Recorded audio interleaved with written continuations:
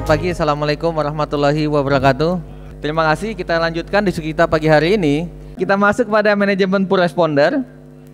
Ya, kita tahu bahwa poor responder atau pasien perempuan usia reproduksi dengan jumlah telur yang sedikit saat ini menjadi salah satu isu yang sangat hangat di seluruh dunia, karena sangat banyak perempuan poor responder yang membutuhkan pertolongan kita. Pertanyaan pertama adalah, siapakah poor responder? Ya, kalau kita lihat, ini adalah definisi yang dikeluarkan oleh Carlo Alvigi pada tahun 2017 tentang poor responder atau low prognosis patients. Dibagi menjadi dua kelompok besar. Kelompok yang pertama itu adalah pasien poor responder dengan jumlah telur yang cukup, atau dia poor ovarian response. Jadi poor responder dibagi dua. Kelompok yang pertama, lini yang pertama adalah poor ovarian response. Jadi pasiennya sebenarnya jumlah telurnya cukup, hanya respon yang jelek. Yang kedua, baris yang kedua adalah pasien yang memang poor ovarian reserve. Jadi memang yang telurnya sedikit. Jadi kalau kita menghadapi kasus-kasus poor responder, kita harus bagi menjadi dua golongan ini. Apakah dia jumlah telurnya cukup, ataukah jumlah telurnya memang sedikit. Itu yang pertama. Yang kedua, berdasarkan kolom kita lihat. Kolom yang perempuan yang usianya masih muda, di bawah 35 tahun, itu kolom pertama. Atau kolom kedua, yang usianya di atas 35 tahun.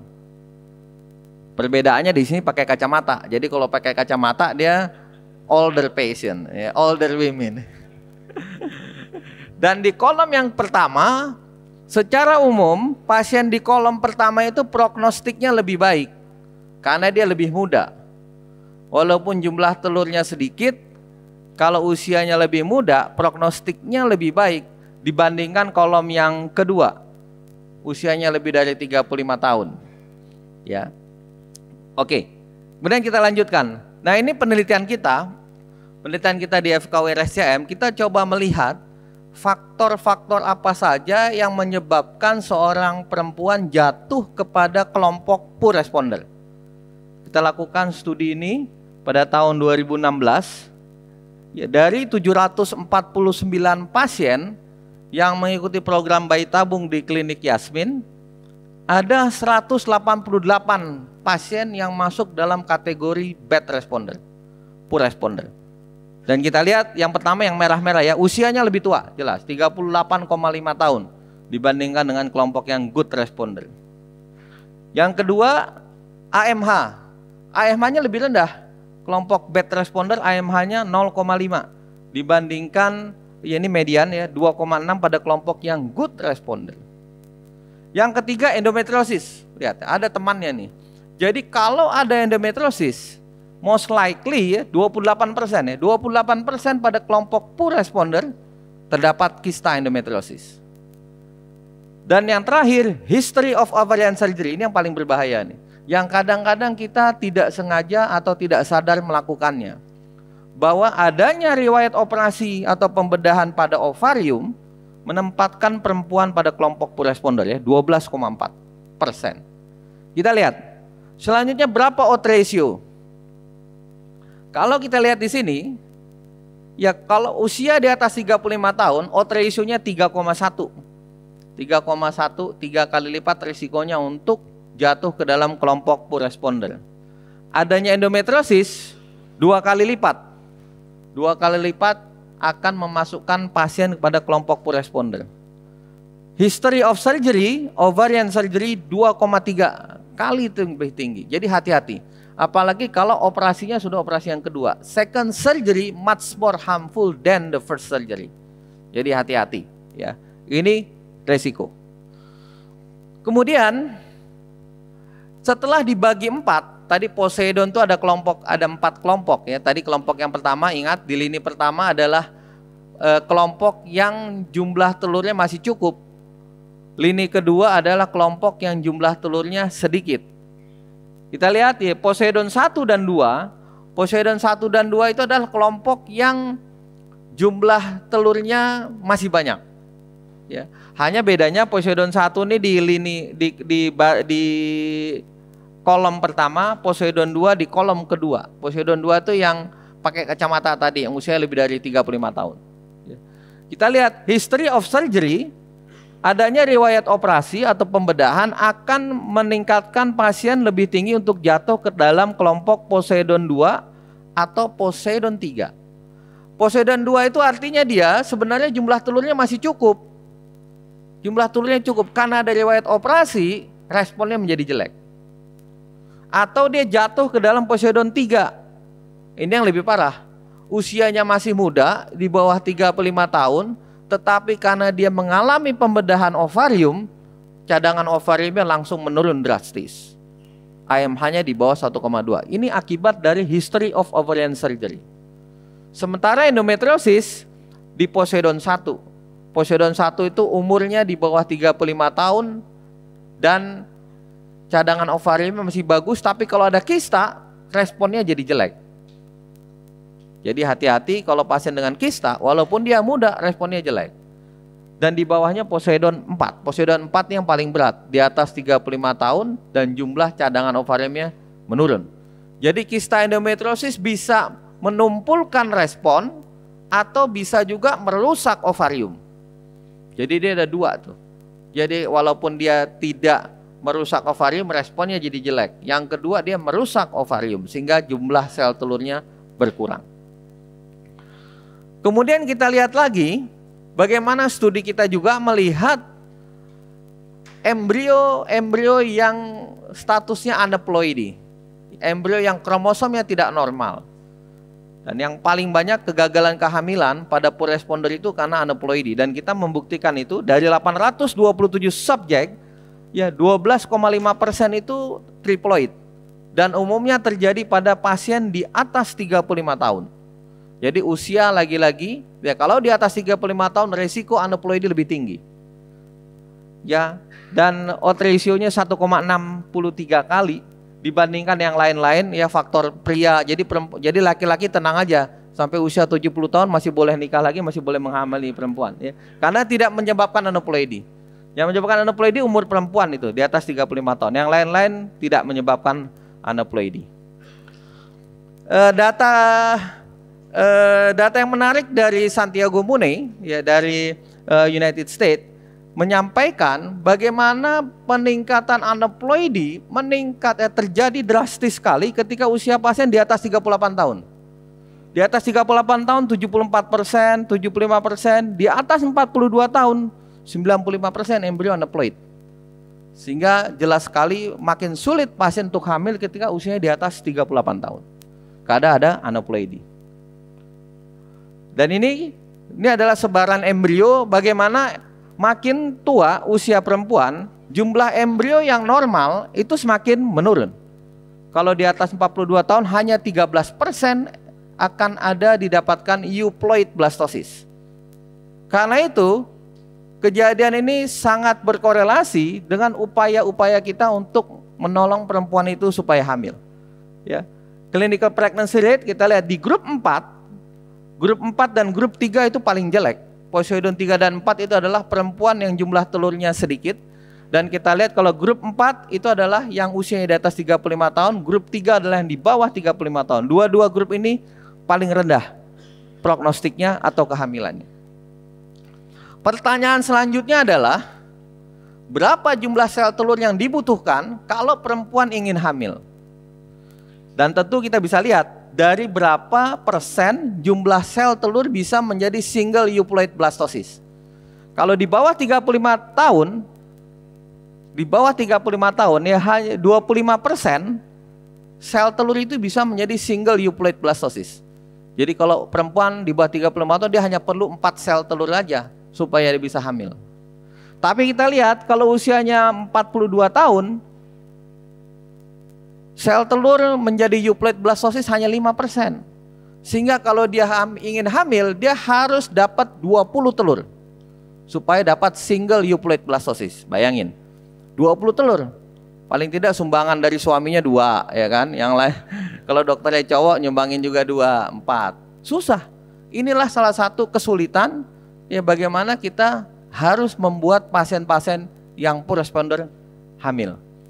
Ya sama ya, paling tidak ya kalau 42-43 tahun dia butuh 18 sampai 20 sel telur, dan itu bukan pekerjaan yang mudah. Bukan pekerjaan mudah, tapi beberapa kasus bisa terjadi. Ini prevalensinya. Sialnya, prevalensinya paling banyak adalah di kelompok Poseidon 4 dan Poseidon 3. Ya, pasien-pasien yang jumlah telurnya sedikit dan usianya lebih dari 35 tahun itu paling banyak. Yang pakai kacamata tadi kan 30% sama 55%. Jadi copot kacamata sekarang supaya nggak dianggap Poseidon 3 dan 4. Nah, Dokter Anggi langsung copot kacamata soalnya. Ya, bagaimana cara kita untuk membuat dia hamil? Karena jumlah telurnya terbatas, sedangkan kita harus mendapatkan jumlah telur yang banyak, maka teknis yang bisa kita kerjakan adalah squeeze the ovary. Ovariumnya diperes supaya keluar telurnya. Caranya ya kita lihat ada the role of androgen di sini. Androgen itu sangat penting pada pembentukan sel telur supaya sel telurnya bisa keluar. Ya, terutama pada fase preantral. Ya, kita lihat ya penelitian kita juga ya penelitian kita tahun 2018 menunjukkan bahwa pada pasien-pasien bad responder, pasien-pasien usia Poseidon 3 dan 4, dia membutuhkan jumlah androgen yang lebih tinggi untuk terbentuknya reseptor FSH. Jadi sel telur kalau ingin berkembang dia harus punya reseptor FSH yang cukup, dan pasien bad responder membutuhkan kadar androgen yang tinggi bagi jumlah reseptor FSH yang sama. Jadi suplemen androgen itu bermanfaat. Dehydroepiandrosterone, tablet yang beneran yang 25 mg, kalau diminum 3 kali 25 mg sehari, 3 bulan sebelum program kehamilan, dia akan significantly increasing the pregnancy rate. Kenapa? Karena substrat androgen intraovariumnya meningkat, sehingga reseptor FSH-nya pun meningkat. Salah satu peluang bagi kita untuk mengeluarkan folikel. Studi kita juga membuktikan, nih Dr. Lucky nih. Dr. Lucky studinya membuktikan bahwa pada perempuan-perempuan bad responder, reseptor LH-nya lebih banyak. Ya, reseptor LH-nya lebih banyak dan berkorelasi dengan laju fertilisasi maupun laju maturitas oosit. Jadi perempuan yang bad responder dia membutuhkan androgen dan reseptornya sudah ada. Jadi prinsipnya sebagai mekanisme kompensasi homeostasis, dia membentuk reseptor LH yang banyak di sel granulosa dan dia membutuhkan androgen.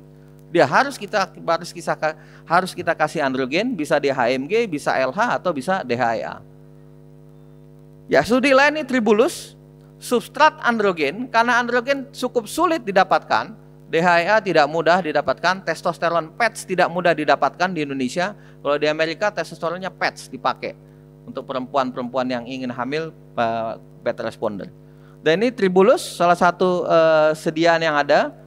Dia dibuktikan pada studi in vitro, dia meningkatkan jumlah oocyte secreted factors, baik BMP15 maupun GDF9, sehingga kualitas oocyte dan granulosa sel menjadi lebih baik in vitro pada rabbit. Pada human, Tribulus ini juga digunakan untuk meningkatkan female sexual function index nih pada disfungsi seksual pada perempuan. Diberikan Tribulus 3 kali 250 mg, female sexual function index-nya meningkat. Kenapa? Karena ternyata DHEA-nya meningkat. Jadi jelas bahwa Tribulus merupakan substrat androgen ataupun substrat DHEA yang dibutuhkan bagi perempuan-perempuan bad responder. Studinya adalah pada perempuan-perempuan yang mengalami disfungsi seksual. Ya, ini salah satu penelitian juga yang mencoba mengaktifkan residual follicles yang ada di ovarium. Ya, ini juga studinya masih banyak, masih baru dikerjakan di dunia. Ini juga akan kita kerjakan.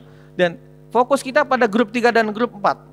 Ya, Poseidon 3 dan 4 ini adalah kelompok yang jumlah telurnya sedikit. 3 prognosisnya lebih baik karena usia di bawah 35, 4 prognosisnya lebih jelek karena usianya di atas 35 tahun. Berbagai strategi, tetapi prinsipnya adalah releasing residual follicles intra-ovary. Kalau kita lihat AMH, ya, perempuan yang jumlah telurnya banyak, AMH-nya tinggi, pasti dia lebih irit telurnya. Kebanyakan usia menopause lebih panjang 2-3 tahun. Ini pasien PCOS.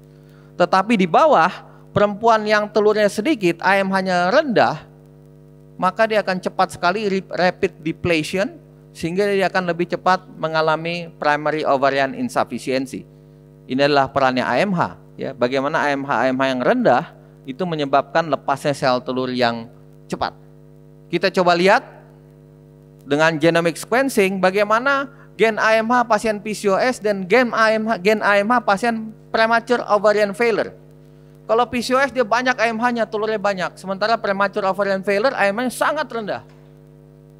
Dan kita menemukan mutasi dan itu bisa menjadi alternatif untuk gen treatment di masa datang. Dan sekarang sudah ada AMH, human AMH recombinant ya. Human AMH analog. Jadi AMH bisa dibentuk, ada antagonis dan ada agonis. Agonis sangat bermanfaat untuk mencegah pengelepasan sel telur yang lebih cepat dari ovarium. Jadi kalau perempuan ingin hemat sel telur, dia disuntikan AMH agonis. Ya ini sudah mulai ada nih. Jadi bukan tidak mungkin usia menopause lebih panjang nih, atau tertunda lebih lama karena ada AMH agonis. Sementara untuk pasien PCOS yang AMH-nya terlalu tinggi, dia tidak bisa ovulasi. Obatnya adalah AMH antagonis. Turunkan AMH, dia bisa rilis ovarium folikelnya jadi ovulasi. Kedepan ini saya kira ada AMH agonis, ada AMH antagonis. Kembali bagaimana kita menangani secara clinical practice. Kalau ada pasien poor responder, bedakan dulu dia usianya di bawah 35 tahun atau di atas 35 tahun. Kemudian bedakan lagi bagaimana jumlah telurnya, banyak atau sedikit. Jadi kalau kita bisa memetakan dia di hijau, ini prognosisnya paling baik. Hijau dan kuning prognosisnya lumayan, tapi kalau biru apalagi merah, ini yang paling berat prognosisnya. Sehingga langkahnya pun berbeda. Kalau yang hijau kita bisa langsung stimulasi. Sekarang dengan second wave folliculogenesis kita bisa stimulasi kapan saja, random start stimulation. Ya, conventional stimulation. Kemudian dengan teknik simpan beku yang baik bisa dibekukan embrio. Tetapi yang merah ini yang sulit, di mana kita tidak melihat adanya follicle. Disinilah tempatnya kita melakukan squeeze the ovary, releasing residual follicles. Berikan substrat androgen tadi. Ada tribulus 3 kali 250 mg bisa diberikan selama 3 bulan atau DHEA 3 kali 20 mg selama 3 bulan. Setelah muncul follicle baru dilakukan stimulasi. Terakhir saya kira sebagai take home message, yang pertama initial screening. Every poor responder patient should be based on Poseidon criteria. Apakah dia kelompok 1, 2, 3 atau 4. 3 dan 4 yang paling berat karena jumlah telurnya sedikit. Apalagi 4 usia di atas 35 tahun. Risk factors, endometriosis and history of ovarian surgery. Jadi tugas kita mencegah. Ada Dr. Seno, Obgyn SOS. Tugas kita promotif preventif. Bagaimana pasien kita jangan sampai jatuh pada poor responder. Kalau ada endometriosis hati-hati. Kalau mau rencanakan operasi hati-hati. Apalagi mau operasi kedua. Iya sangat berbahaya. Kistektomi pada second endometrioma. Releasing residual follicles. Bagaimana kita bisa mengeluarkan residual follicles. Makin banyak residual follicles yang keluar, makin tinggi prognosisnya untuk hamil. Kalau dia di atas 40 tahun kita butuh 20 telur. Kalau bisa ditabung. Ya, bulan pertama keluar 2, bulan kedua keluar 2, terus saja. Ya, tinggal uangnya nanti minta sama Dr. Boy. To find at least one uterine blastocyst. Dan tribulus sebagai salah satu substrat androgen yang bisa kita pertimbangkan supaya pasien kita bisa mengeluarkan residual follicles. Jadi pasien bisa melakukan egg banking, egg storage, kemudian dibuahi secara bersama-sama dan meningkat probability untuk mendapatkan single euploid blastocyst. Dan terakhir ini human AMH agonist. Saya kira sudah mulai ada human AMH agonist, ke depan ini sangat menjanjikan dan kita pun melakukan studi untuk melihat genomic sequencing AMH pada pasien-pasien bad responder. Karena ke depan genetic terapi atau gen treatment sangat penting bagi pasien-pasien kita. Terima kasih, selamat pagi, assalamualaikum warahmatullahi wabarakatuh.